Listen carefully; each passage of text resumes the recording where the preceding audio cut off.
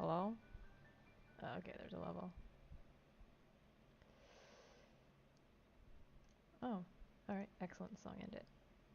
Okay, so read chapter 3 like I said I would.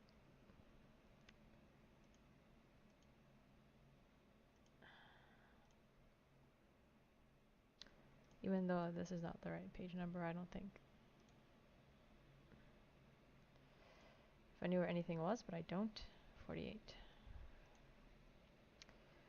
We're going to chapter 3, and chapter 3 is exciting for me. Also because chapter 3 something actually happens in chapter 3. Next slide. Page 48. This is chapter 3. I'm probably gonna read the whole of chapter 3 today. No one's at home and I'm alone.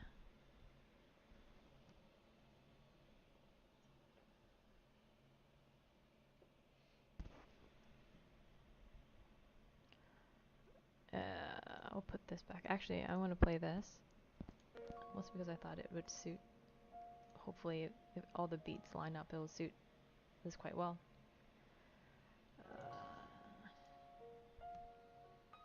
As long as it doesn't start raining, we're good. Because then there are things to do. So, I'm reading chapter 3 today for a little bit. I'll probably read about half of it. And then maybe play some stuff. Because I can. And then finish up the back half of it a little bit later. So I know it's 7:15ish in Vancouver. So I'm gonna read about half of this, read down halfway through the chapter. We'll make it through the whole chapter by the end, hopefully. So I read most of chapter 2 last week, and where we ended in chapter 2 was Cody had just met Selena. And that's pretty much all that had happened. She'd come to the Manor School. Chapter 1, Chapter 2, she met Selena. And then this is where we pick up in Chapter 3, which is apparently on page 48. So here we go. If volume is weird, someone should tell me because I've absolutely no way of testing it. Well, I kind of tested it before. Alright, there we go.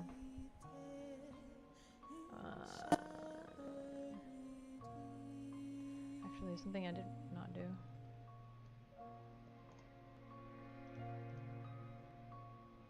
Because I can't do it from Streamlabs. And also, I'm just trying to figure things out.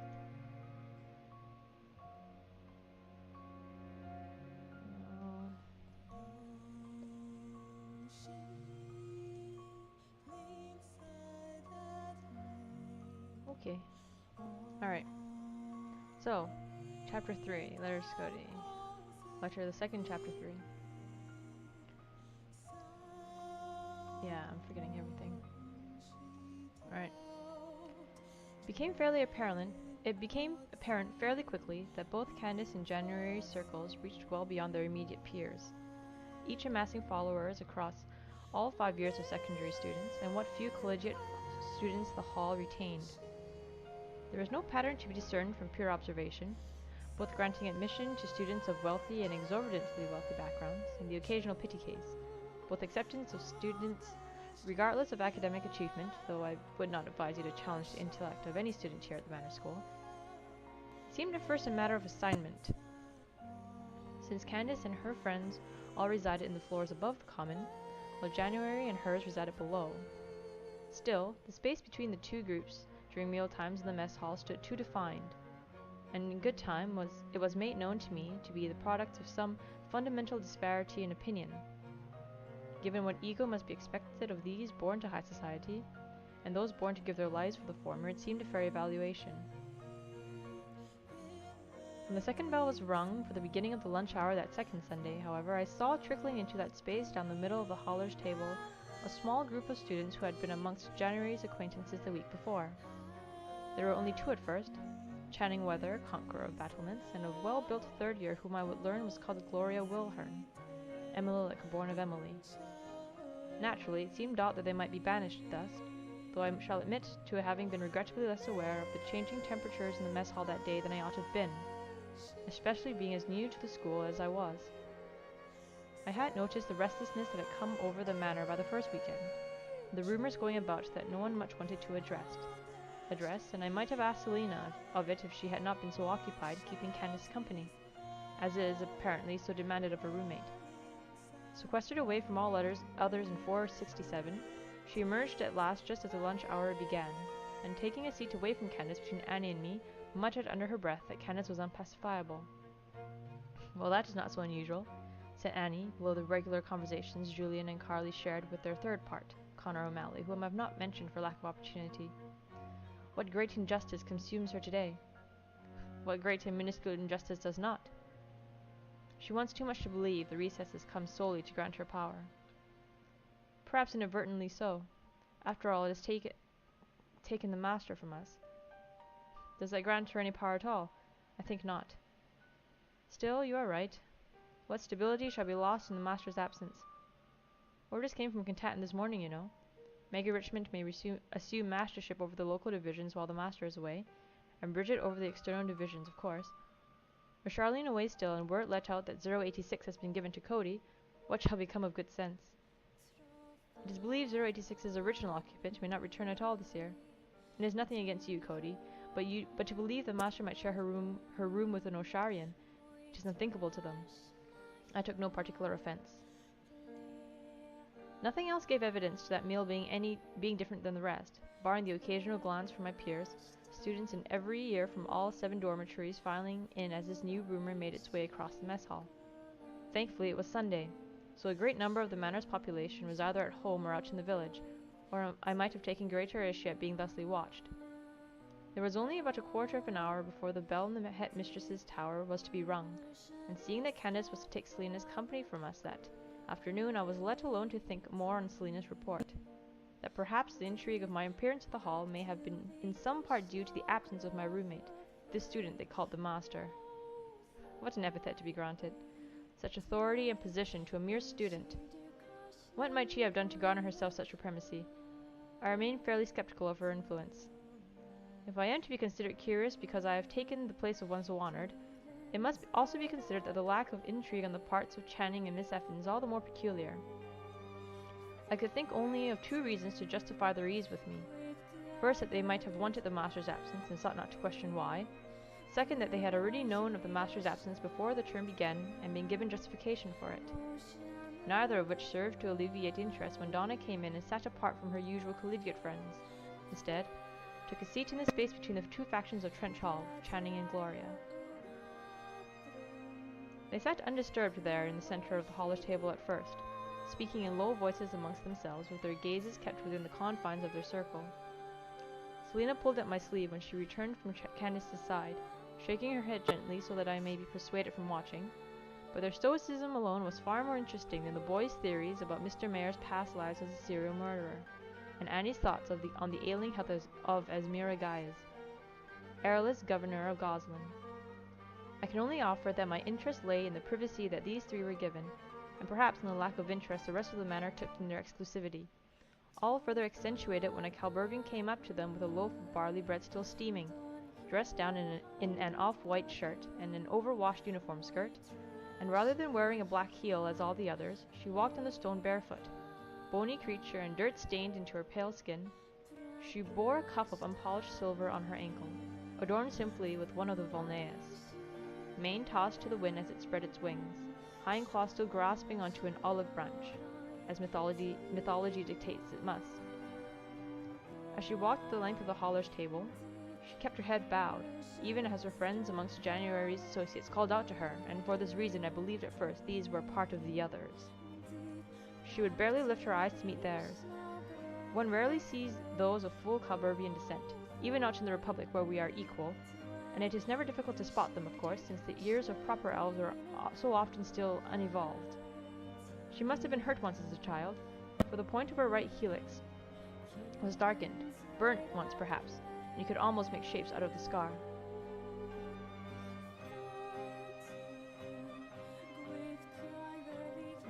2 seconds.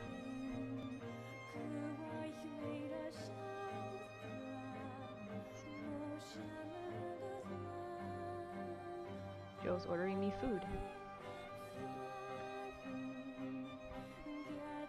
Song is from Nier Automata.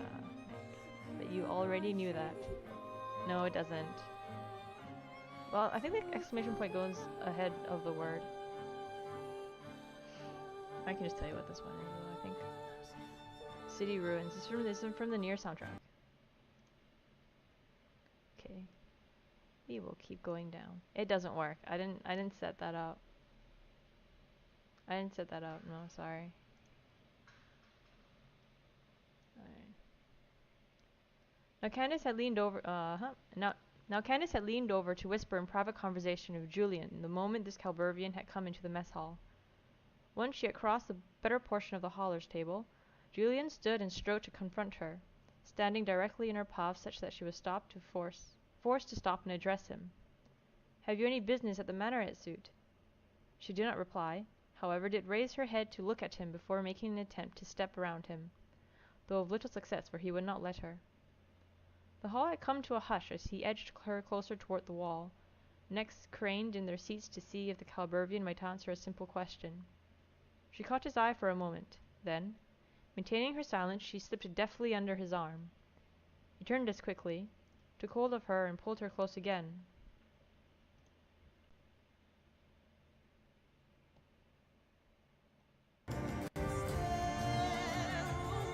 Nope, I was incorrect. There was memories of dust. And it froze.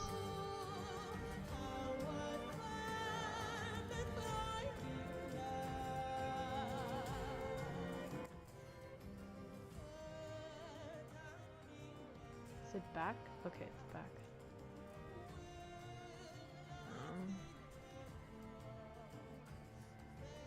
It got lost. She caught sight of his eye for a moment. Then, maintaining her silence, she slipped deftly under his arm. He turned as quickly, took hold of her, and pulled her close again. "Will you not address me, Etsuit? Has your Lethaor not taught you manners, or are her new duties too beyond her station, that her Etsuit may forsake propriety as well?" He called Etsuit, took great offense at this.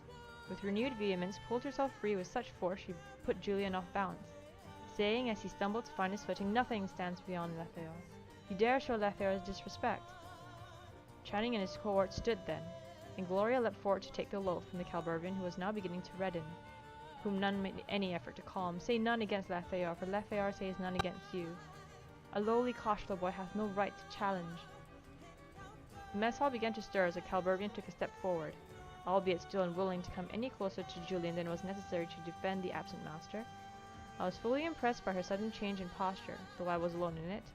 Rather than applauding the courage of a thin creature, an air of horror descended upon the student body, particularly in Candace herself, was so appalled by her reprimand of Julian that she saw fit to leave her seat and charge forward to strike her for her insolence. "Impertinent Etsuit," she began, but had scarcely taken enough breath to continue when the floor slid up from under her. "I mean this quite literally, and I can only ask that you indulge me for a page or two and simply believe that all I have come to say comes not from imagination or delusion, for you already know that I am prone to neither, but from what I have witnessed. I demand trust of no one but from you alone, my dear Arya." That moment I was much less certain, for the electric lights above had flickered, and I was still persuaded by reason to believe it was impossible. But I have been since otherwise conclusively convinced that the stones of the mess hall floor had truly shifted to bring Candace away from the one they had called Etsuit, and done so according to the will of the one same Charlene Curzon, whose book lay under my pillow in 086, and who had come down the aisle then. Dark overtones colored her cheekbones, drawing a confident line under the contour of her face to a fierce jawline that cut back over her slender neck, almost like a doll's head in definition, but lacking all the innocence of childhood, to boast instead a tortured past by ways of a long scar running from her left cheek down to her collarbone. This Charlene Curzon planted herself firmly between Candace and the Calburvian, round eyes glimmering by the harshness of the overhead lights locked on the former. "Bold Ardoin, do you not believe that our master would defy time and space to defend even the smallest of her Etsuite, let alone Coral, her most cherished?" Candace straightened up again as she ventured Step closer. Noble sentiment. Though no Duatine has power enough to reach through the great mist, unless, of course, she is indeed but hiding, a coward here on the misty planet. How small your mind must be, shown so much and still want only to know so little. Or perhaps you have not the aptitude for understanding, nor does it fathom you good enough to witness all the depths of magic. While it fathoms you worthy, the loss of an extinct bloodline thrown from your own house with no memory of those that came before you. Oh, how great you must be in the eyes of magic. You would like to think such things matter. If Mother hadn't gotten herself shot, I'd never have been taken under the Master's wing, and none cares as Master. She could make up for 1,000 lost mothers. See what I have become as one of hers, while you remain as you are. Too taken in by cheap tricks as your doddering old fool of a Master. At this, Candace balled her fists, struggling to keep composure at the expense of the stillness in her voice. You flatter yourself to think she takes such interest in you. Your Master has only ever been a selfish child, walking on the ashes of her betters and of carcasses picked clean. Do not test me, Ardoin. Another week of isolation in Asinchos is well worth the satisfaction of putting you in your place, one well above half-bloods and slaves. Candace could not finish her declaration, for Charlene had already dealt a fierce uppercut through her jaw that sent her stumbling back down the aisle. I cannot say that Candace was surprised. I might even have opined that she had taken it rather well, if not for Charlene's right hook drawing first blood as Candace fell face first into the bench. As Candace pushed herself to her feet again, Charlene leaned into a heavy cross that threatened to knock her withering adversary indefinitely out of contest.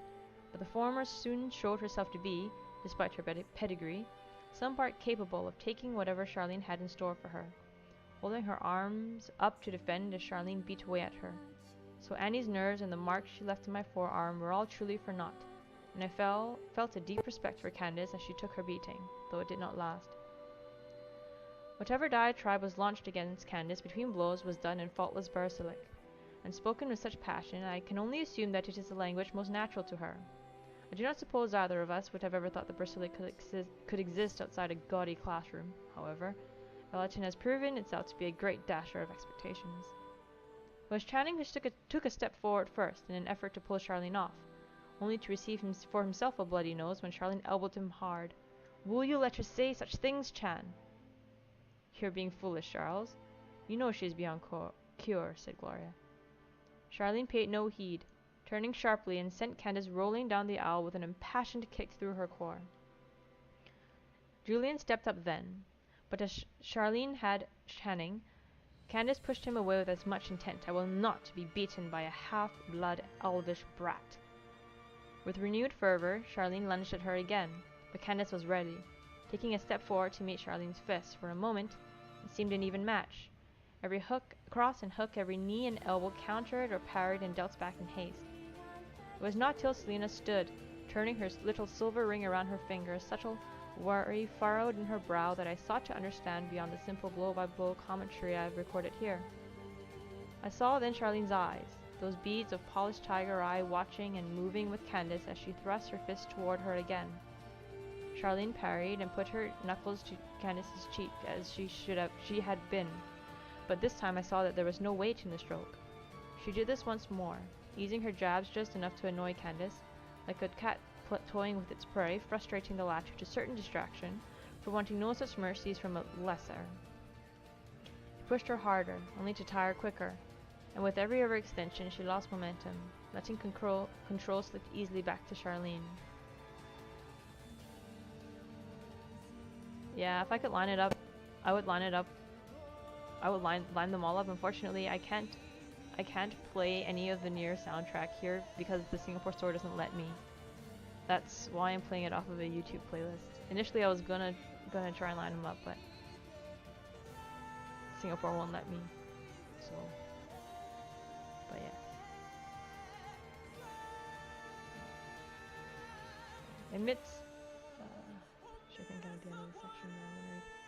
Amidst the bitterness of the former, and the slow waning of strength and will to fight for her dignity, Candace finally began to give into exhaustion. Charlene began to grow confident again. Jab, cross, and a strong kick to Candace's cough, each unchallenged by Candace, who stumbled into the bench. It ought to have been all over then. Charlene's stance dissolved as Candace struggled to push herself up onto her feet once again. But there was a most peculiar thing then. She turned her head to the form of Charlene Curzon stood before her. A flash of golden orange flickered in Candace's eye, a lick of fire igniting new spirit in her.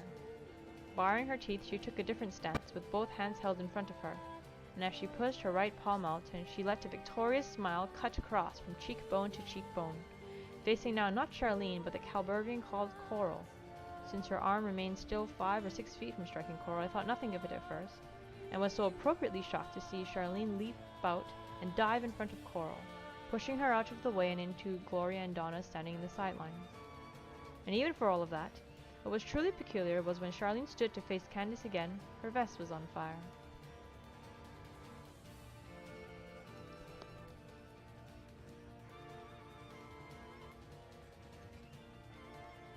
The camera's in the way. The vest was on fire. There we go. That is the first half of chapter 3, which I believe brings us to page 56. 56.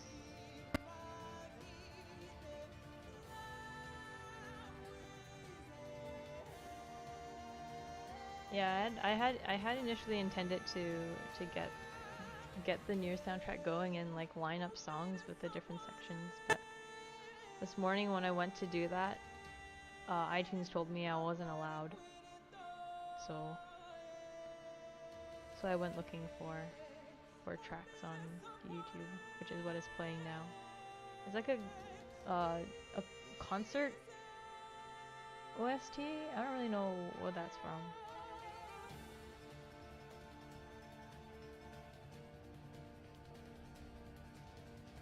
And sound clips, like the music clips.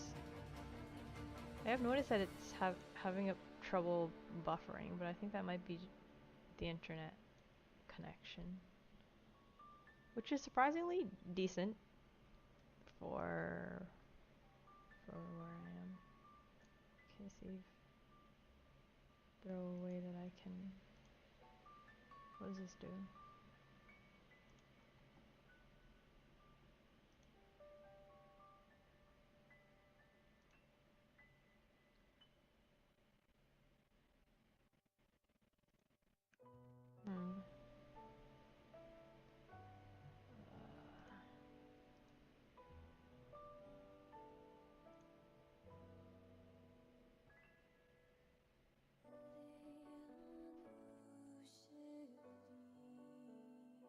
Don't know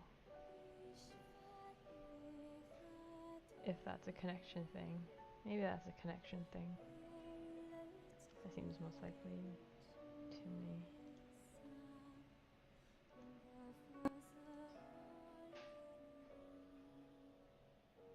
Sounds like food is here.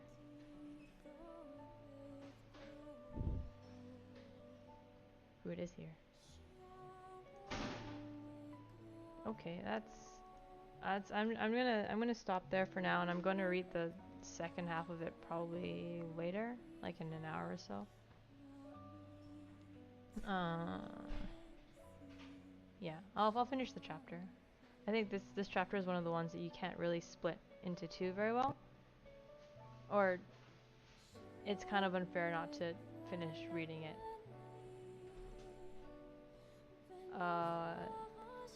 So get Joe. I think he's just going to hide, but his workstation is set up here, so I don't know. Initially the plan had been to play League, and he would like jump in with me. Unfortunately, we get 200 ping on League here, so he's very unwilling to play 200 ping League. So instead, I'm gonna play 20 ping Overwatch. Nick wants you to come on camera. Nick says get Joe on stream. That's Nick. And you eat? Oh, okay. Can I just have the koi? Oh, okay. 2i. Alright. So I'm going to play some stuff now. And I'll finish the read later. Joe Food streams, apparently. Well, thank you. It was very nice to buy me food.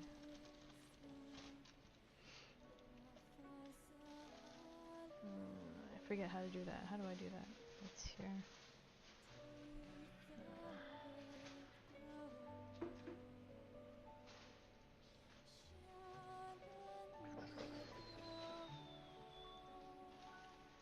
An update? Okay. Should I leave the Nier soundtrack going? I guess I'll leave the Nier going. I kind of like the Nier.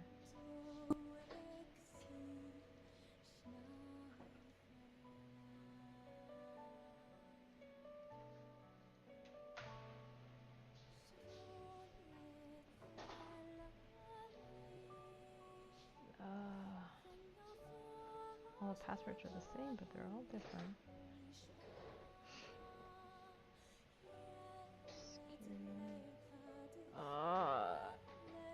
No. It won't let me in. Where'd it go?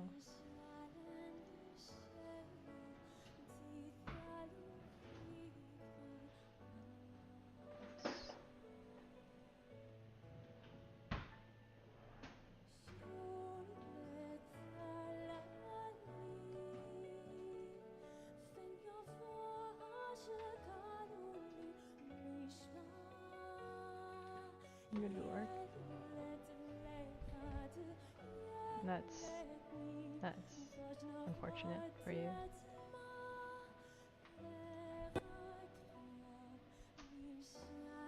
See if this will show up.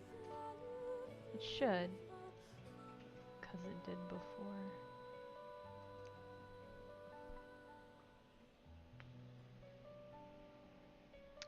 But it is not. There we go. Okay.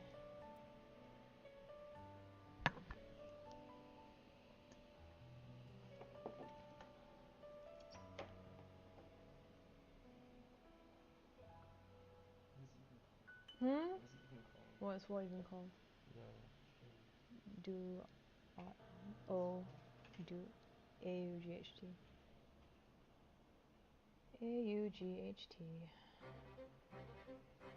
I want you to give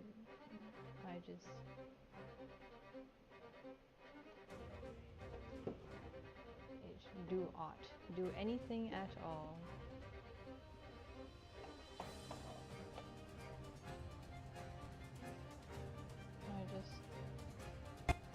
Alright. You really can't do League, eh? Is the ping really not worth it? DOAUGHT.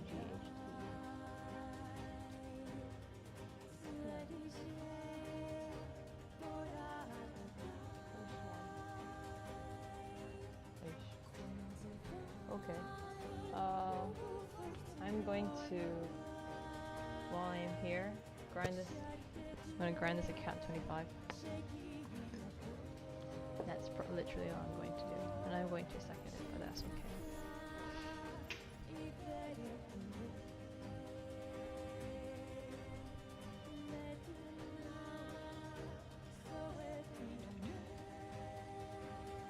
No, that doesn't do that. That is here.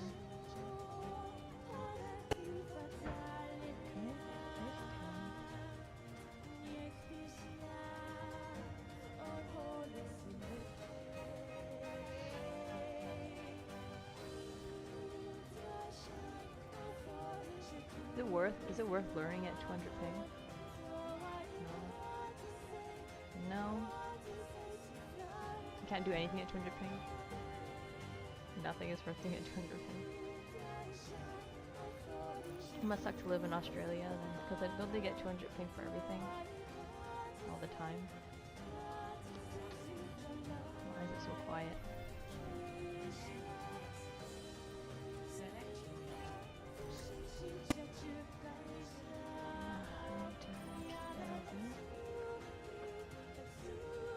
Do that, and then do that. Oh, it got louder.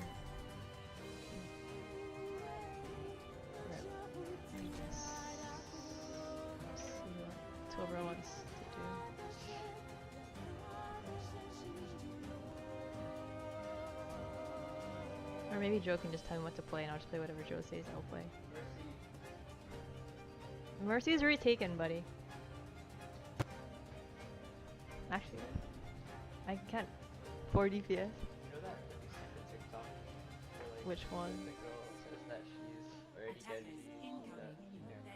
No, I don't know. Right now it's warm out, I guess.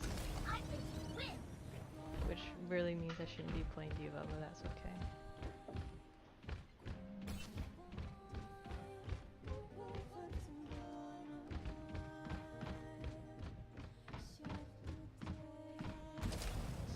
What? No?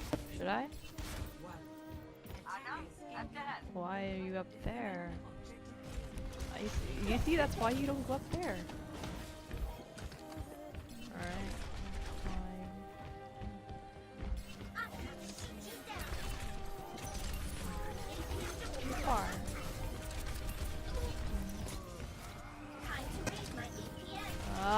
Let go! Alright, well, I kind of deserve that, I guess. This is weird. What? Uh-huh, well. Listen. Keyboard is weird. That's not a good excuse. Also, we have no one caring about the fact that there's a doofus running around. Anna is being weird. And I can't even punish it because that would happen if I did. Just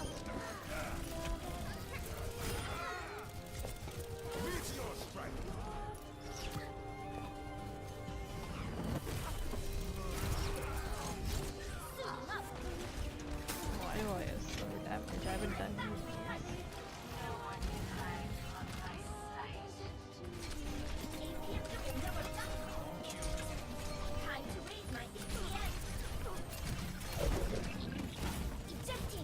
I don't know what I'm doing. I'm not paying attention to what's going on. Oh, leave me alone! Oh, sorry, Mercy. Oh, he didn't get the Mercy. Why didn't he get the Mercy? I need to be playing not Diva.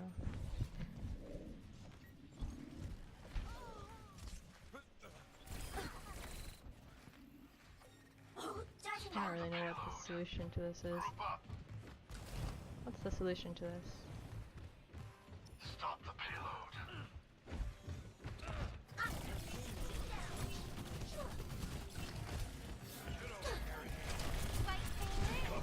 Leave! White! Okay, well.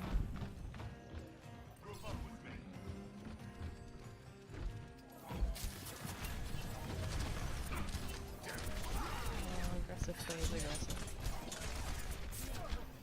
Oh. So, it's funny.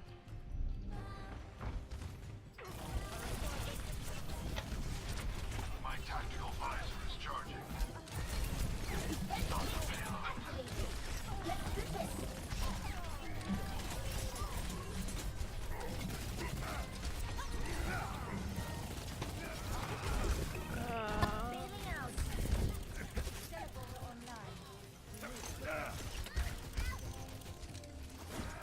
Stop the payload. Oh, he's okay.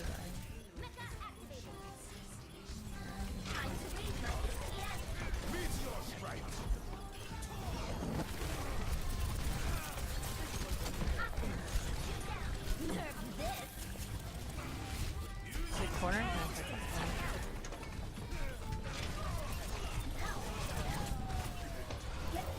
We got cooldowns, but I can't even punish you for it.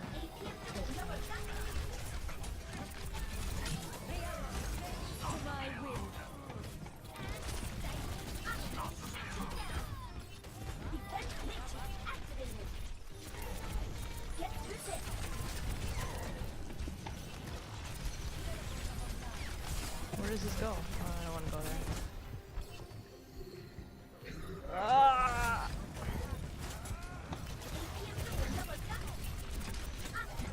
Ooh, yeah,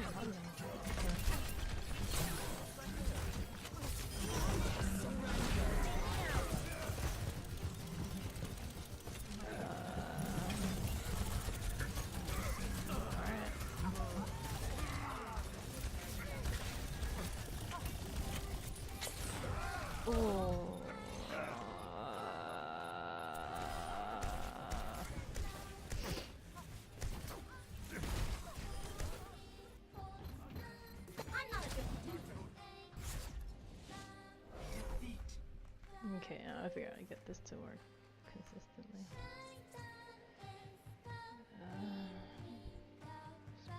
Display. Lock,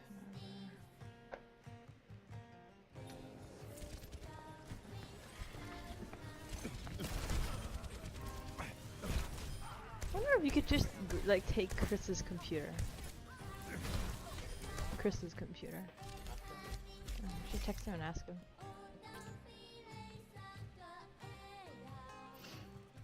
I don't want to endorse nobody.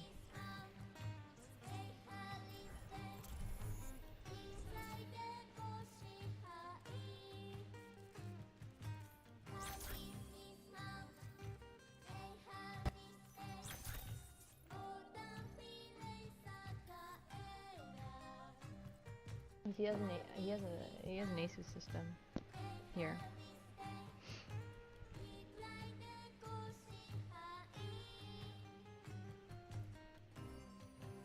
Well, actually, I know what happens when the soundtrack runs out. Will it just keep going? And soundtrack keeps getting stuck.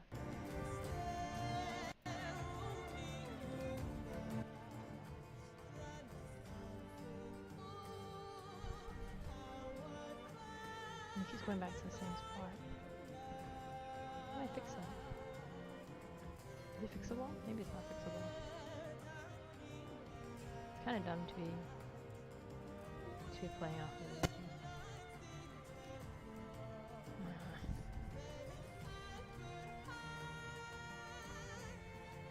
I'm lost everywhere, everything is.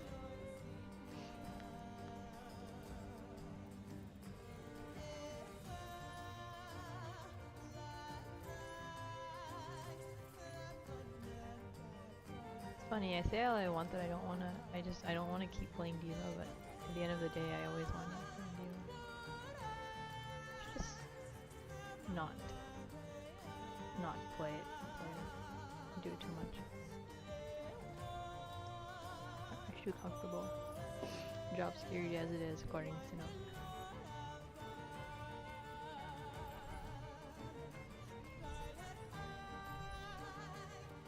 I wasn't even watching this and seeing whether or not I can hear the computer running very hot.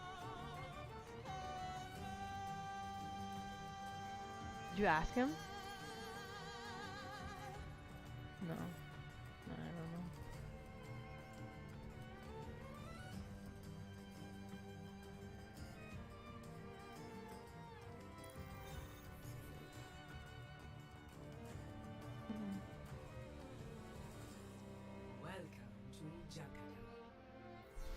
Welcome to Junkertown.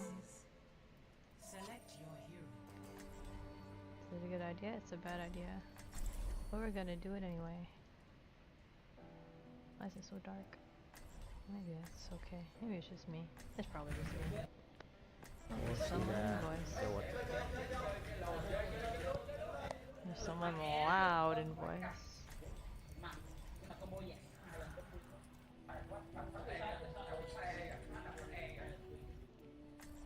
Alright, sorry buddy. One shot, one kill. Someone in LAN, I presume. 21.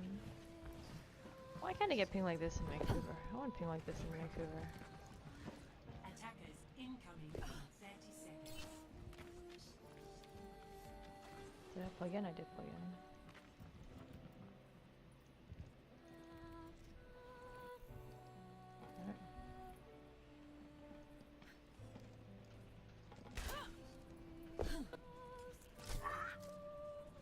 What are the chances I'll get something here?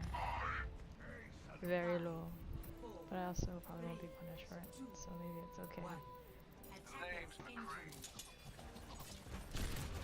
No, fell on the wrong side of the mouse in it.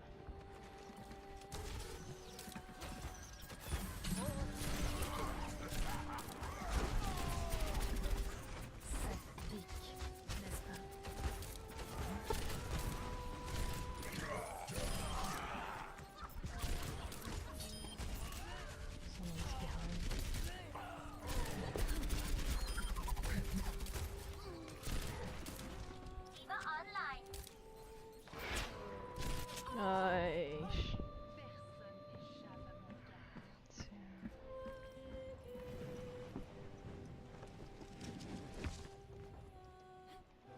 Locked and loaded.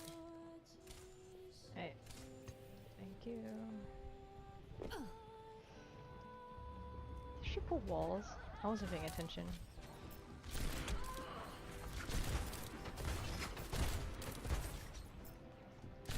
Oh, come on.